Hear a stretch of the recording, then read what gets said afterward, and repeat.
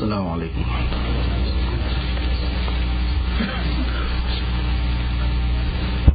نحمده ونستعينه ونستغفره ونؤمن به ونتوكل عليه ونعوذ بالله من شرور أنفسنا ومن سيئات أعمالنا.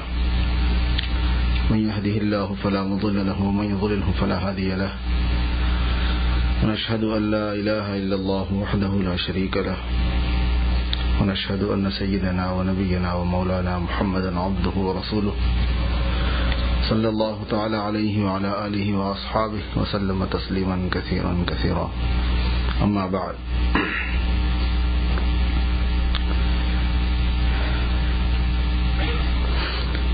برادران اسلام،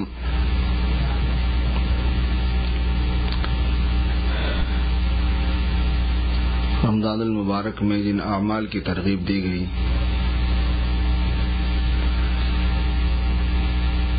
ایک تو خاص وقت کے اعتبار سے ہیں اور کچھ جو ہیں بالکل عام ہیں.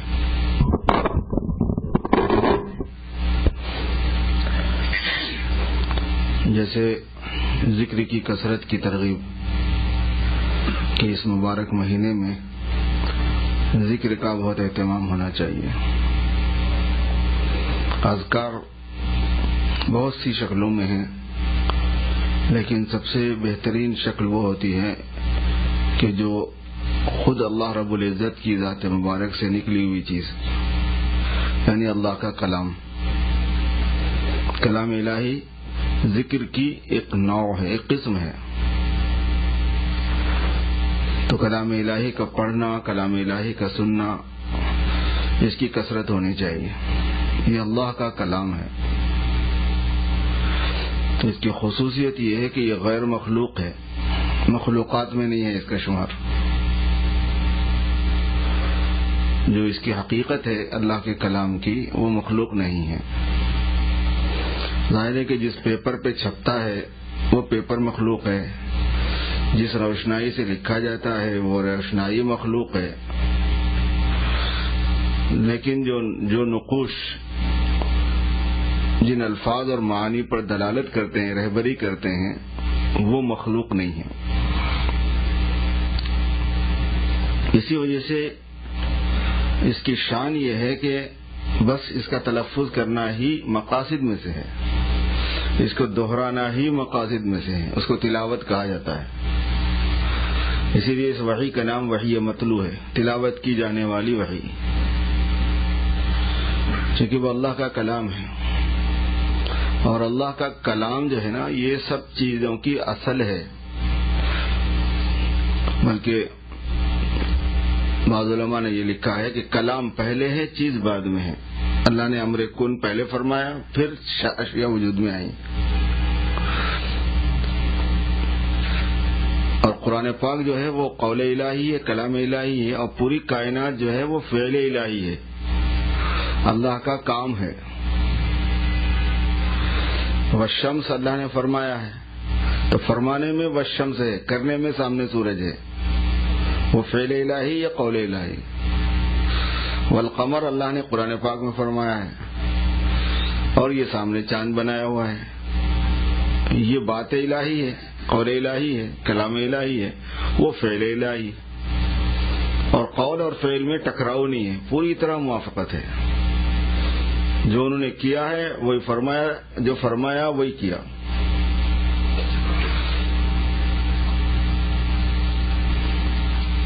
عجیب چیز ہے. اس لیے اس کی کثرت کرنی چاہیے، سننے میں بھی اور پڑھنے میں بھی. جتنا زیادہ سن سکے آدمی سنے، جتنا زیادہ پڑھ سکے آدمی پڑھے. اور اس مبارک مہینے کو مناسبت ہے اس قرآن پاک سے، کیونکہ جتنے کلام ہیں وہ سب رمضان میں نازل ہوئے. تورات بھی رمضان میں اتری ہے، انجیل بھی رمضان میں اتری ہے، زبور بھی رمضان میں اتری ہے، قرآن پاک بھی رمضان میں اترا ہے. ایک ساتھ جو ہے لوح محفوظ سے آسمان اول پر وہ ایک رمضان میں اترا ہے. اور پھر ہر سال آسمان دنیا سے جو فرشتوں کے حوالے کرنا طے کیا جاتا تھا، جس کا اتارنا، وہ دھیرے دھیرے نجمن سال کے مختلف حصوں میں، شب و روز میں، سفر میں، حضر میں، سرکار دو عالم صلی اللہ علیہ وسلم کی وہ نکلتا رہا، نازل ہوتا رہا ہے. 23 سال کے اندر نجمن 23 سال کے اندر نازل ہوا پورا، لیکن ایک مرتبہ دفعتاً وہ تو نازل ہو گیا، اور وہ رمضان میں ہی ہوا ہے، رمضان شب قدر میں قرآن پاک میں جس کا ذکر موجود ہے۔ اس لیے اس کی یہ مہینہ جو ہے اس کو پڑھنے سے طبیعت بہت آمادہ بھی ہوتی ہے اور آسانی سے پڑھ لی جاتی ہے، اور زیادہ پڑھ لیا جاتا ہے، رغبت سے سن لیا جاتا ہے۔ تراویح میں پورا قرآن پاک سننے کے عادی ہیں مسلمان ماشاءاللہ سے، بعض لوگ تو زیادہ سن لیتے ہیں، بعض ایک قرآن تو سن ہی لیتے ہیں۔ رمضان کے علاوہ دوسرے دنوں میں امام صاحب اگر تھوڑی سی قرات لمبی کر دیے تو طبیعت میں جو ہے ایک قسم کی وہ آ جاتی ہے، کیا بھائی تم نے تو تراویح شروع کر دی، لیکن خود تراویح میں قرآن پاک پڑھا جاتا ہے، الحمدللہ طبیعت میں کوئی کسی قسم کی ناگواری نہیں ہوتی۔ یہ انوارات ہیں، یہ رمضان کے بھی انوارات ہیں، یہ قرآن کے بھی انوارات ہیں۔ تو اس لیے میرے بھائی جو وقت باقی رہ گیا ہے اس میں کثرت سے قرآن پاک پڑھنے کا اہتمام، اور قرآن کے علاوہ دوسری شکلوں سے بھی ذکر کا اہتمام۔ ویسے تو صائم جو ہے وہ عبادت میں ہوتا ہے، صوم ایک فعل متعدی ہے، ایسا کام ہے جو ٹائم لیتا ہے۔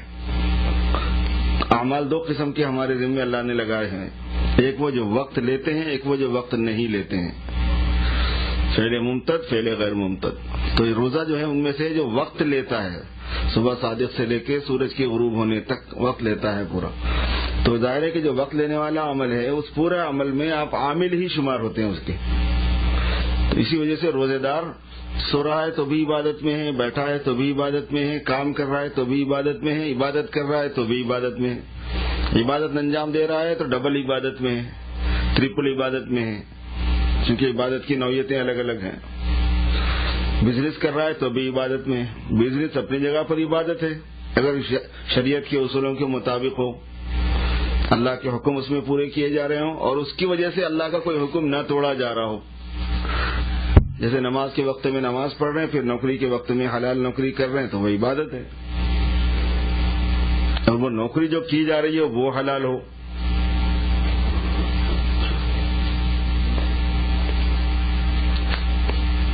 ایسی چیزوں کا بیچنا جس کو خود نہیں کھا سکتے یہ حرام ہوتا ہے۔ بہت لوگوں کو یہ بات نہیں معلوم ہے، جو چیز آپ خود نہیں کھا سکتے وہ دوسرے کو بھی نہیں دے سکتے، ایون جانور کو بھی نہیں دے سکتے۔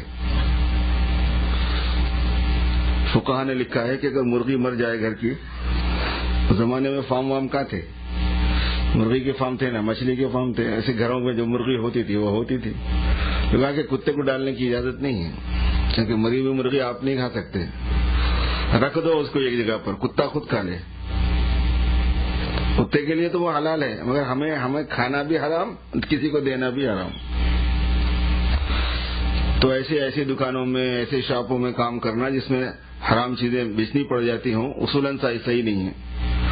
صرف اس میں اتنا ہی ملحوظ رہنا ہوتا ہے کہ اگر کوئی فی الحال کوئی نوکری دوسری دستیاب نہیں ہے تو استغفار کرتے ہوئے آدمی اس کو انجام دے، بقیہ بہت جلد اس سے خلاصی پالے، نکل جائے۔ وہ سور کے پیزے سے سپلائی ہو رہے ہیں، جناب والا جو چاہے وہ بیچ رہے ہیں، غیر ذبیحہ جانور بیچ رہے ہیں، اور جناب لاٹو بیچ رہے ہیں، ٹکٹوں بیچ رہے ہیں جوئے کے، نہیں ہے یہ سب۔ کمائی حلال ہو تو پھر وہ عبادت ہے، اور کسی فرض کو چھوڑا جا رہا ہو تو وہ عبادت ہے۔ کسب الحلال فریضۃ بعد الفریضہ، اور عبادت کر رہا ہو آدمی تو وہ عبادت ہے، اور سب حالتوں میں روزہ دار عبادت میں ہے، خاموش بیٹھا ہے تو بھی عبادت میں ہے، اور اگر بول رہا ہے تو بھی عبادت میں ہے۔ اور روزے دار سے اگر کسی کو غیر اختیاری تکلیف پہنچے تو اس کو پسند کرنے کا حکم ہے۔ میں ایک حدیث شریف سے استدلال کر رہا ہوں۔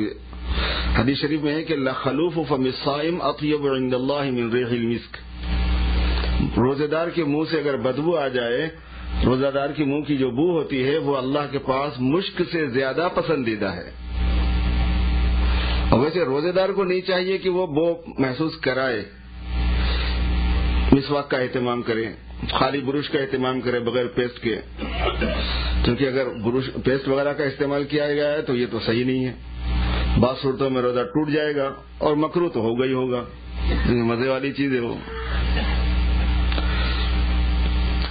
خالی برش کر سکتے ہیں، اس میں زبان بھی صاف کی جا سکتی ہے، مسواک کیا جا سکتا ہے۔ اور مسواک تو سنت ہے، برش بھی سنت ہے. مسواک میں 2 سنتیں پوری ہوتی ہیں اور برش میں 1 سنت پوری ہوتی ہے. مسواک میں 2 سنتیں جو پوری ہوتی ہیں وہ یہ کہ ایک تو مسواک کرنا سنت، اور دوسرے مسنون مسواک کو استعمال کرنے کی سنت.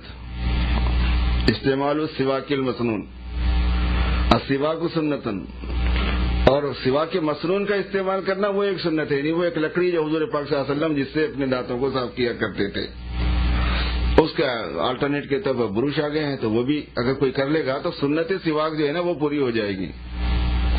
استعمال سواک مسنون کے استعمال کی جو سنت ہے وہ نہیں ہوگی. اسی لیے نماز کے لیے تھوڑا سا وہ بھی کاڑی گڑھ جیب میں رکھ لینے میں کوئی حرج نہیں ہے. فضیلت حاصل کرنے کے 70 گنا ثواب بڑھ جاتا ہے. وہ تو چاہیے آدمی کو اہتمام کرے کہ منہ سے بو نہ آئے، لیکن دوسرے کو یہ سنایا گیا ہے کہ اگر روزے دار کے منہ سے بو آ جائے تو وہ برے ماننے کی چیز نہیں ہوتی. وہ تو روزہ رکھنے کی وجہ سے، قلوب معدہ کی وجہ سے اس کے اندر سے آ رہی ہے ایسی ہیک، تو وہ پسند کیے جانے کی چیز ہوتی ہے.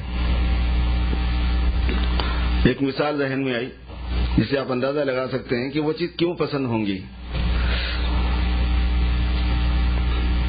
اگر کسی کا بیٹا ریسلر ہو، کشتی لڑ رہا ہو، مثلا محنت کا کام کر رہا ہو کوئی، اور اس کشتی میں اس کو ادھر سے مٹی لگ گئی، کچرا لگ گیا، سب ادھر سے ادھر آلودہ ہو گیا، یہاں سے وہاں تک لڑتے اور جیت گیا وہ، تو باپ کو وہ مٹی جو کشتی لڑنے کی وجہ سے اس کو لگی ہے وہ بری لگ سکتی ہے؟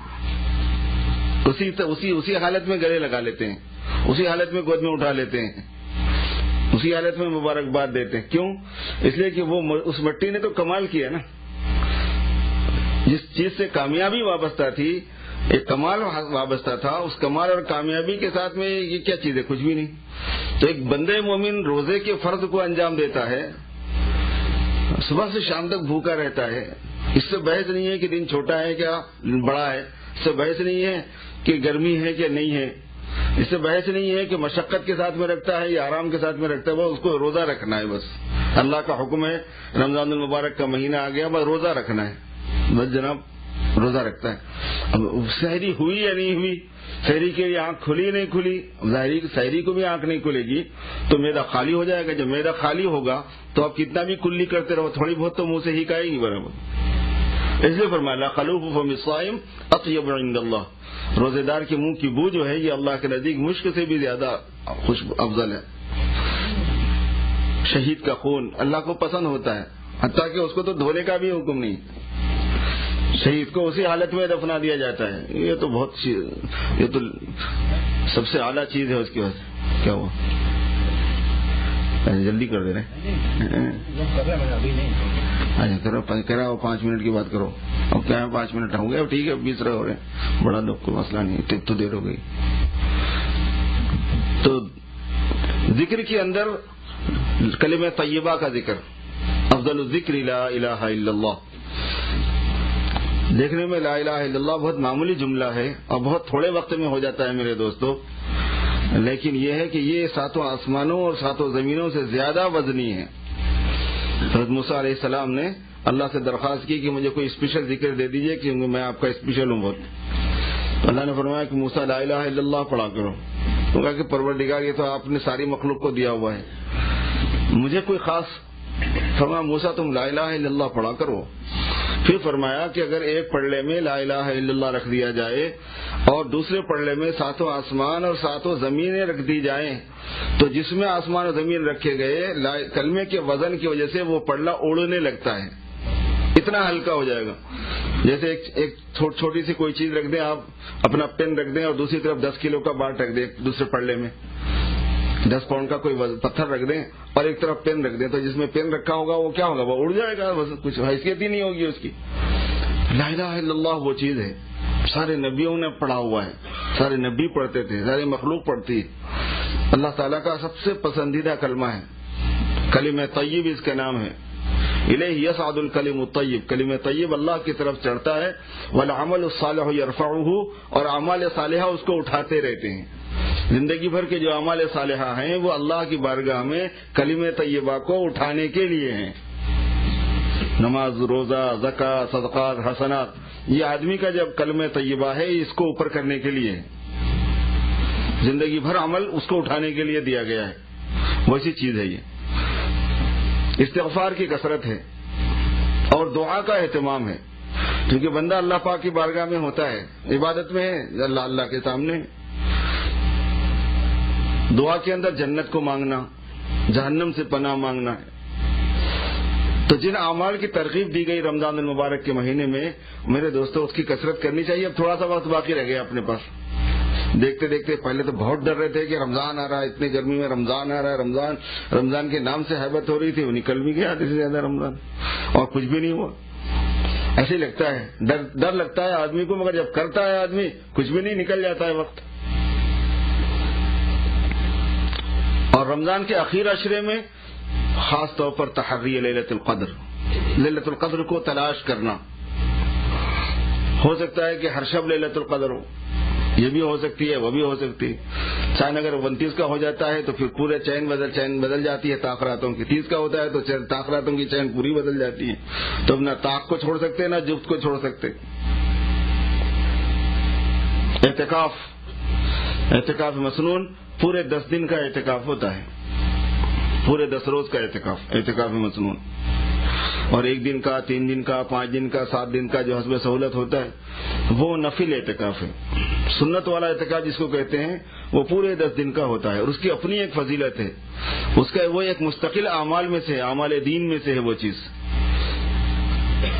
اور ہر بستی میں کچھ نہ کچھ لوگوں کا رکھنا تو مسٹ ہے، نہیں تو ساری بستی والے گنہگار ہوتے ہیں۔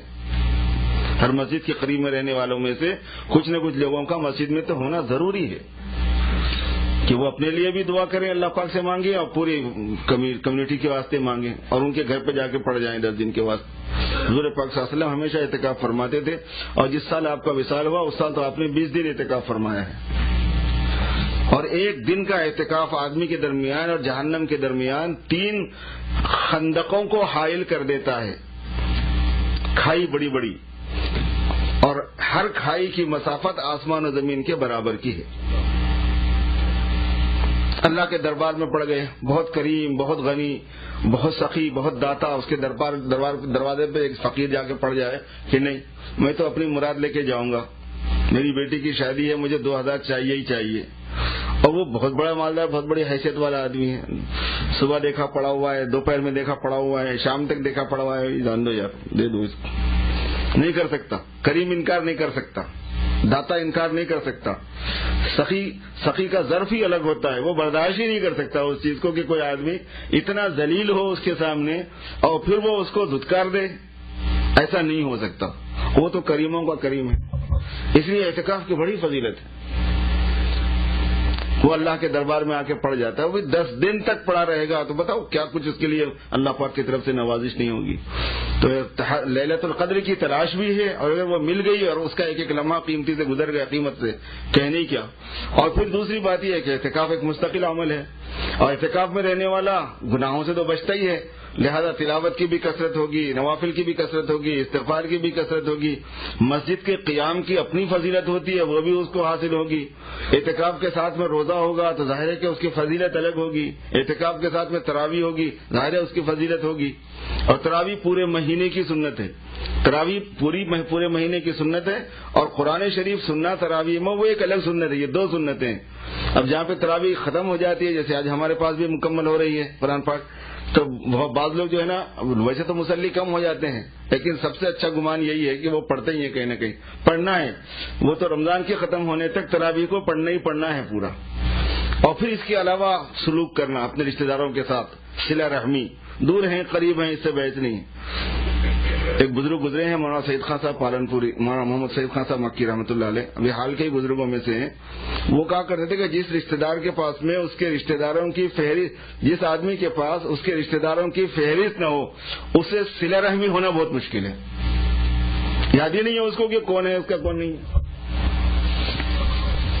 اور ایسے رشتہ دار ہوتے ہیں بعض مرتبہ قریب کے ہیں زیادہ، صرف اس وجہ سے کہ ہمارا ملنا جلنا نہیں ہے، یا اس وجہ سے کہ ہمارا ان کا اسٹیٹس بہت اونچ نیچ کا تھا، وہ بہت غریب ہم بہت امیر، یا ہم بہت غریب وہ بہت امیر، یا یہ کہ کسی وجہ سے چپ خلیش ہو گئی تھی خاندان میں تو دوری ایک مرتبہ ہو گئی تو منہ پلٹ گیا تو پلٹ ہی گیا، اب کوئی پوچھتا ہی نہیں ان کو، برسوں گزر گئے. یہ کل قیامت کے دن مسئلہ کر دیں گے. حدیث شریف میں آتا ہے کہ الرحم شجرۃ من الرحمن، رحم جو ہے، رشتہ جو ہے، یہ خوشے کی طرح عرش سے لگا ہوا ہے، اور وہ اعلان کر اللہ پاک اس کو اپنے قریب بلائیں گے اور اعلان کر دیں گے کہ جس نے اس کو جوڑا ہے آج میری رحمت اس سے جڑے گی، اور جس نے اس کو توڑا ہے آج میری رحمت اس سے ٹوٹ جائے گی. پورے رشتہ داروں کی فہرست، نزدیک کے، دور کے، ننیال کے، ددیال کے، سہری منے سسرالی، ایک فہرست ہر آدمی کے پاس ہونی چاہیے. ان کے ساتھ سلوک چھوٹا موٹا ہدیہ کیوں نہیں ہوتا، کچھ نہ کچھ خوش کرنے کی شکل ہوتی ہے، اہتمام سے کرنا ہے اور اپنی زکوٰۃ کو ادا کرنا ہے. ویسے تو پورے سال میں کبھی بھی زکوٰۃ ادا کی جا سکتی ہے، لیکن رمضان میں چونکہ فرض کا ثواب 70 فرض کے برابر ملتا ہے، اس لیے پائی کا حساب کر کے زکوٰۃ دینا ہے. $10-20 $100 $200 جب زکوٰۃ نکلتی ہے تو مسلمان بڑی خوشی سے دینے لگتا ہے، لیکن جب 5,000 نکل رہی ہے، 10,000 نکل رہی ہے، 50,000 نکل رہی ہے، اب ظاہر ہے کہ جو آدمی جس کے پاس ملین ہے اس کے پاس بچے خاصی نکلے گی نا بھائی، تو وہ جو آدمی پھر آگے پیچھے ہوتا ہے، ہیلے بہانے کرتا ہے کہ کسی طریقے سے اس کو سمیٹ لوں، بچا لوں، کوئی تدبیریں کر لوں. میرے دوستو اس میں خیر نہیں ہے. ایک ایک پائی کا حساب کر کے زکوٰۃ نکالنا. اور زکوٰۃ تو مال کا حق ہے، ایک ہے مال کا حق اور ایک ہے مال میں حق. مال ہے اس کا حق یہ ہے کہ اس میں دوسرے غریبوں کا بھی حق ہے، لہذا وہ 2.5% آپ کو دے دینے ہیں. اور بقیہ بہت سے اللہ کی عبادتیں وہ ہیں جو مال سے ادا ہوتی ہیں، جیسے بیوی کا حق، بچوں کا حق، رشتہ داروں کا حق، ماں باپ کا حق، مہمان کا حق، مسجدوں کا حق، اداروں کا حق، مسافر کا حق، غریب کوئی مر جائے تو اس کے کفن دفن کا حق، کہیں آفت آ گئی مسلمانوں پر، یہ سب وہ چیزیں ہیں جو مال سے ہی ادا کیے جاتے ہیں. تو اس لیے جو مال میں جو حقوق ہیں ان کو پہچاننا. اور ابھی کل ہم قرآن پاک جو سن رہے تھے تراویح میں، اس میں یہ مضمون ہے کہ سائل کے ساتھ میں بھی، محروم کے ساتھ میں بھی. سائل وہ جو مانگنے والا ہو اور محروم وہ جو مانگنے سے محروم رہ گیا ہو. تو اس کا تفقد کرنا ہے، کون ہے ضرورت مند، اپنے لوگوں میں کون ضرورت مند ہے، اپنے قریب کے لوگوں میں کون ضرورت مند ہے. بہت سے لوگ اپنے خودداری کی وجہ سے مانگتے نہیں. بس وقت ہو گیا، سنتیں پڑھ لیجیے. حق تعالی شانہ مجھے اور آپ کو سب کو عمل کی توفیق عطا فرمائے.